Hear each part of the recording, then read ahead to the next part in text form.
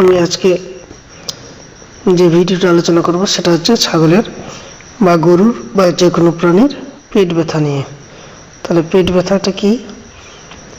তাহলে হঠাৎ করে সাধারণত এটা হয়ে থাকে বা ধীরে ধীরেও অনেক সময় হয়। তবে এর একটা ঘরোয়া চিকিৎসা আমি দিব। সেটা হচ্ছে, যদি পেট ব্যথা হয় তাহলে পেট ব্যথার লক্ষণটা তোমরা বুঝতে পারবে যে গরু বা ছাগল হলে সে ছটফট করবে, উঠতে পারে, বসতে পারে, আবার পেটে টান দিতে পারে। এই লক্ষণ দেখলে মনে করবে যে পেট ব্যথা হয়েছে। তো এই ক্ষেত্রে যদি তোমরা এলোপ্যাথি ওষুধ ইউজ করো তাহলে দেখা গেল পেট ব্যথা হয়নি, অন্য কিছু হয়েছে, সেক্ষেত্রে কিন্তু তার একটা এফেক্ট থাকতে পারে।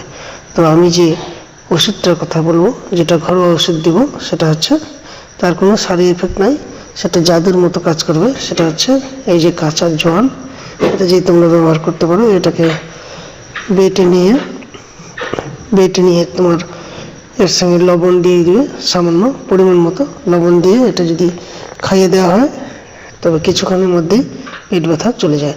এটা ছাগলের বাচ্চার ক্ষেত্রে হলে হাফ চামচ, বড় ছাগল হলে 1 চামচ, আর গরু বাছুর হলে 1 চামচ, আর যদি বড় গরু হয় তাহলে 3 চামচ, মাঝারি সাইজের গরু হলে এটা 2 চামচ ব্যবহার করা যেতে পারে। এটার কোনো সাইড এফেক্ট নাই, এটা কোনো প্রেগন্যান্সি সেভ আছে। এটা যদি তার গাভীনও থাকে তার কোনো সমস্যা হবে না। এটা যদি তোমরা বাড়িতে সবসময় এনে রাখবে, কারণ অনেক সময় এটা পেট ব্যথাটা তো হঠাৎ করে হয়, সাধারণত খাওয়ার গোলযোগের ক্ষেত্রে হতে পারে বা কৃমির ক্ষেত্রেও হতে পারে, কৃমি থাকলেও, তবে খাওয়ার গোলমালের জন্যই সাধারণত হয়ে থাকে। তো এই কাঁচা জোয়ান যদি তোমরা এনে রাখো তাহলে এটা এমার্জেন্সির জন্য খুব কাজ করে। এটা যদি ফেলিয়ার হয়, এটা সাধারণত ফেলিয়ার হয় না, তো যদি ফেলিয়ার হয় তাহলে তোমরা পেট ব্যথার জন্য আলাদা ওষুধ এমার্জেন্সির জন্য এনে রাখতে পারো, তবে এটাতেই কাজ হয়ে যায়। আমি যতবার আমার ক্ষেত্রে হয়েছে, ছাগল এবং গরুর ক্ষেত্রে পেট ব্যথা হয়েছে, এটা থেকে আমাদের কাজ হয়েছে। এটা সবসময় বাড়িতে এনে রাখবে, কারণ পেট ব্যথা উঠলে প্রচণ্ড কষ্ট হয়।